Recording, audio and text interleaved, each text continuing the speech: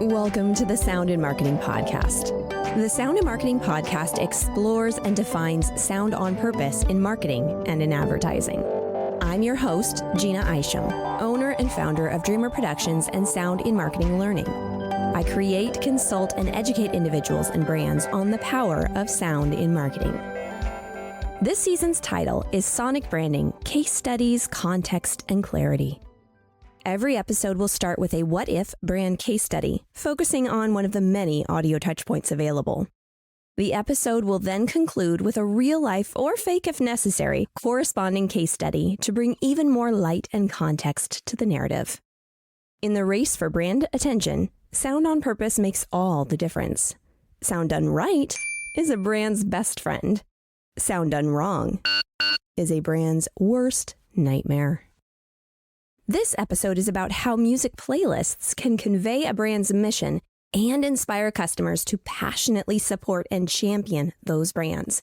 Whether they are at the office, home, carpooling, or clubbing, they hear those songs again and they instantly snap back to where that song mattered most. Cue the dream sequence.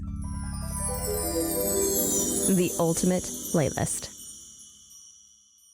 We start our story with Purses by Moms, a small but growing company in West LA focusing on hand-stitched bags and wallets made by stay-at-home moms in the LA County area.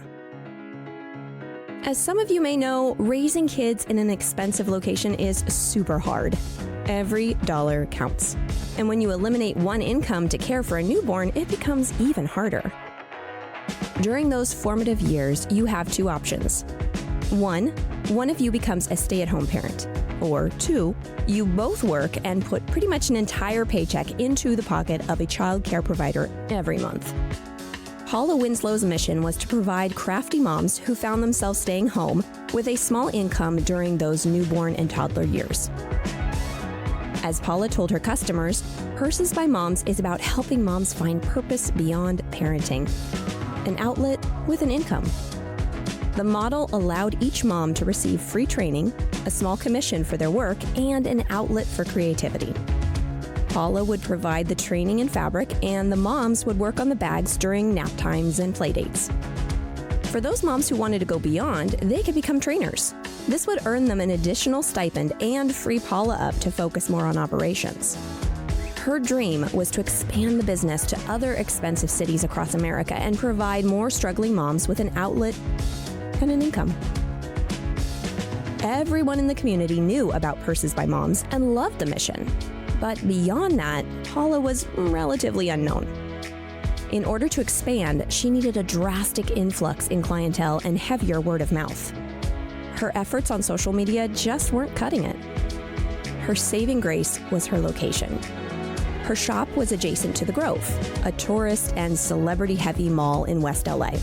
Out-of-towners and the occasional celebrity sometimes wandered across the street to peruse her merchandise. Everyone would be excited about the quality and design of the merchandise, but once the transaction was done, they moved on. They'd lovingly clutch their clutch or pad their purse with their belongings, then go about their day. The memory of the experience would simply slip away. The message and mission was missed.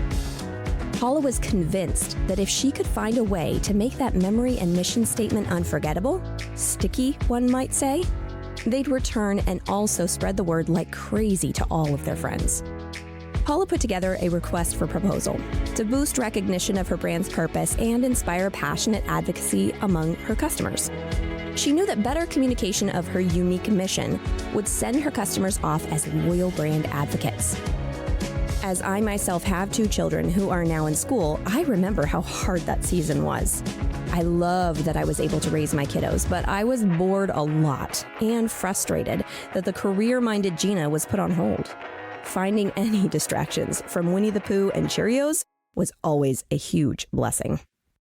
I got to writing my proposal. Dreamr Productions proposed an emotional connection. We would compile the ultimate playlist that inspired shoppers with mission-driven music. In addition to, and as a reinforcement of the music, we would also research and write copy for the store's end caps that proved the mission was actively happening.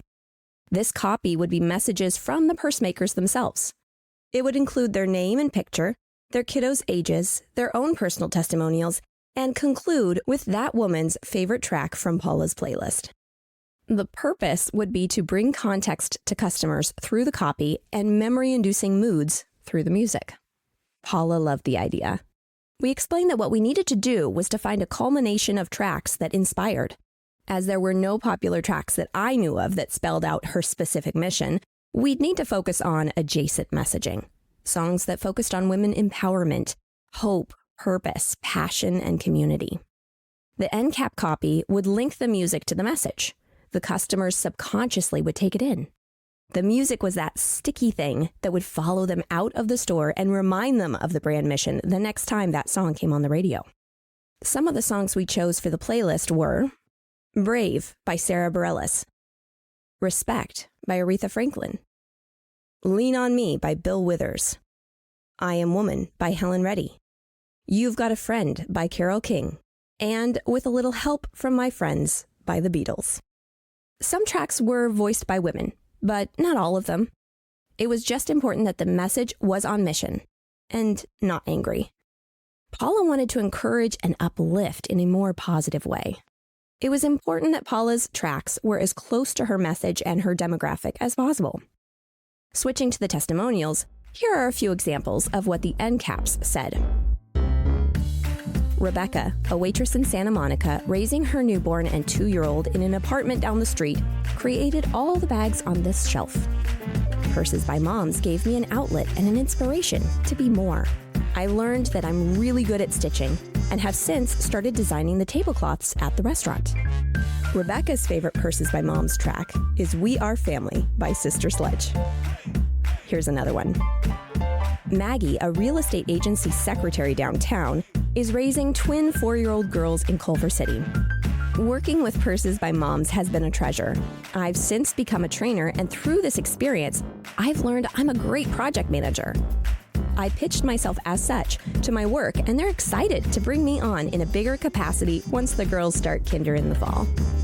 Maggie's favorite Purses by Moms track is I'm Every Woman by Shaka Khan. What Paula needed was reinforcement of an awesome mission. Finding purpose beyond parenting. Something that would attach to the already great experience her customers were having to help it linger in their brains long after they'd left. When they would hear that music again, they'd remember the stories and be transported back to the experience in her boutique. That memory would generate an itch to return, as well as a compulsion to tell friends that the next time they visit the Grove, they must check out Purses by Moms. Paula implemented our playlist ideas as well as the stories and testimonials. The result was excellent. Customers not only lingered longer, but were asking more questions about this bag and that. Who worked on this one? Can I see more from Debbie's collection? How much does it cost to ship one of each to my friend in Chicago? Sales went up and word of mouth exploded. Paula was finally getting the recognition she'd always wanted. Through the success of this campaign and others that followed, she expanded her shops to Portland, Oregon, and San Francisco. Expansion for Paula and more purse orders for the moms. It was a win-win. All thanks to music and messaging. Now back to real life.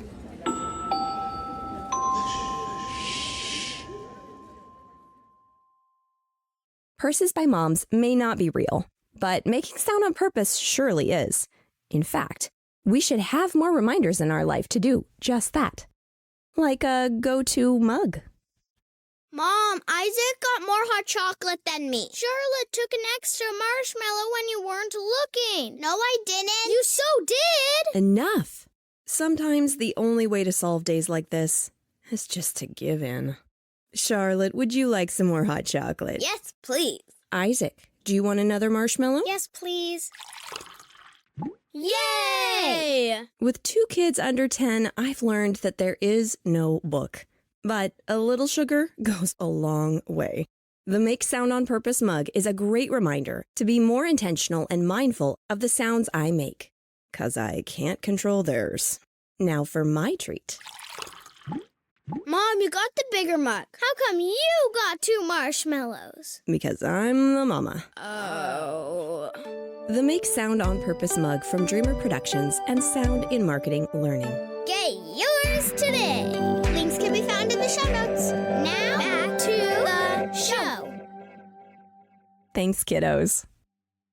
So we've just heard a fake story of the power of a playlist. What's happening in real-life marketing? Actually, there are a lot of stores that use this idea. Maybe not exactly in the same way, but still highly effective. Take Abercrombie & Fitch, for example. You walk into that store and you are bombarded with experience. Not only does it smell like a night out on the town, as the kids don't call it, but it sounds like one too. Supermarkets have taken to this technique as well. Whole Foods plays calm, feel-good tracks, promoting a healthy and welcoming atmosphere, while Trader Joe's focuses on nostalgia and eclectic moods with its quirky personality. Apple, a great music implementer, uses its in-store music experience subtly and non-obtrusively.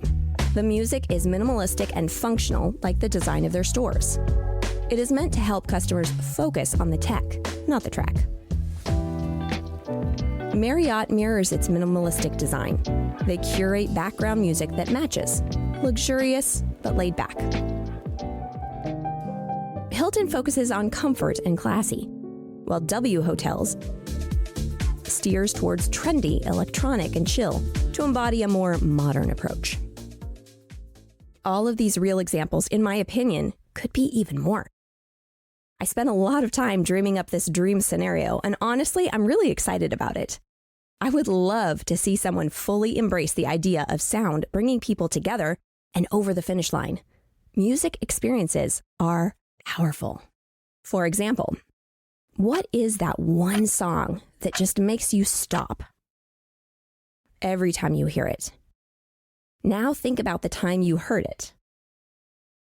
I bet you that memory is detailed, specific, and strong. I bet the whole moment just flooded back to you. Perhaps you're Googling that song right now to listen to it again. My track is Smashing Pumpkins' 1979. It brings me back to summer in my high school days, cruising along in my friend Alan's extremely broken car, blasting it while he drove too fast to hurry us off to the mall. Don't judge. I hope you're enjoying the show. Be sure to subscribe to the Sound and Marketing Monthly newsletter for episode releases, sonic branding resources, news, and new swag. To listen to the full Ultimate playlist, click the Spotify link in the show notes and listen for yourself. Want more sound and marketing? I gotcha. Here are a few more episodes to get you started. Left Coast Airlines, a fictitious company to prove a real sound in marketing solution. What is sonic branding with examples? Dive into what sonic branding is all about.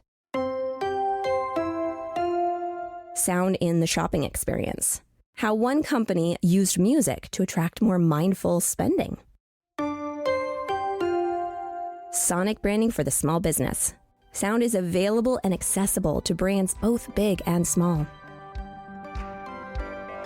Thank you to Artlist.io for having such a great selection of musical tracks and sound effects to choose from to help back my story. Wish you had a better Smashing Pumpkins sound-alike, but I digress. If you need music for your project, seriously, they are a great resource. All links will be provided in the show notes. Let's make this world of sound more intriguing, more unique, and more on brand.